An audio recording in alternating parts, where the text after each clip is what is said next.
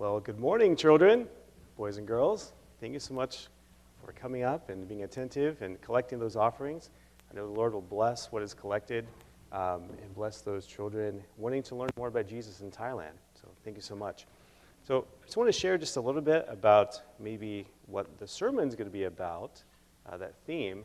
How many of you like to be safe, in a safe place? I think we all want to be in a safe place, don't we? Anyone want to share? Like, what is the place that you think is the safest for you in your experience? Anyone want to share? What's a safe place for you? Hopefully you have a safe place and you feel like you're safe. Shouldn't the church be the safe place? Really, it should be, right? Where Jesus is abiding in the hearts of all those who are attending. That should be the safest place, you know. I'm not sure if any of you, hopefully you haven't caught the news. Maybe you heard word. There's been terrible fires in Southern California, fast spreading. Lots of loss of property and homes, lives turned upside down, and some lives lost in that. And many of you may have seen images. Your parents may have seen images. People were needing to flee to get to wherever safety would be. Away from the fire, if at all possible. And I'm sure there's many lessons that can be drawn out from stories that we haven't heard about those who are involved in that. But it made me think of just something that can apply to you as children, maybe an illustration of safety. And there's all through the Bible, there's many examples, and we'll kind of talk about some of those in the sermon. But Jesus, he gave the illustration, interestingly, of how a safe place was likened to how a certain animal cares for its young. He used an example of a chicken, a hen, that the young, the little chicks, would run and hide under the mother's wings to be safe.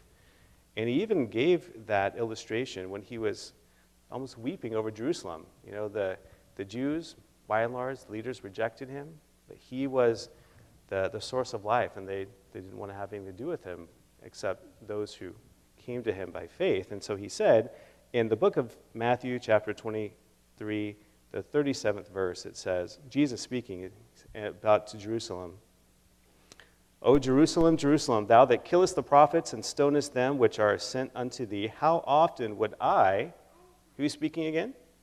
Jesus says, how often would I have gathered thy children together, even as a hen gathereth her chickens under her wings, and ye would not. So that was the offer that Jesus, God the Father, sent his Son, that whosoever believeth in him should not perish, but have everlasting life.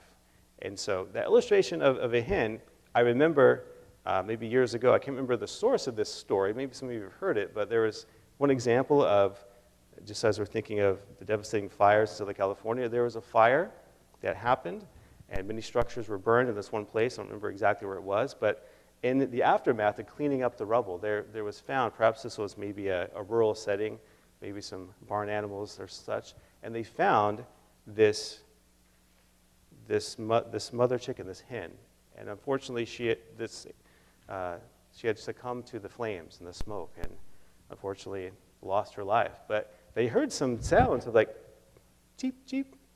That's my impression of a chick, okay, so maybe I need to do better about that. But they heard these sounds, and they carefully lifted the wings that were burned, and there were these chicks alive underneath the mother hen's wings. They were safe from that fire, the devastation. So that's illustration that Jesus himself chose to illustrate the safety that we can find only in him.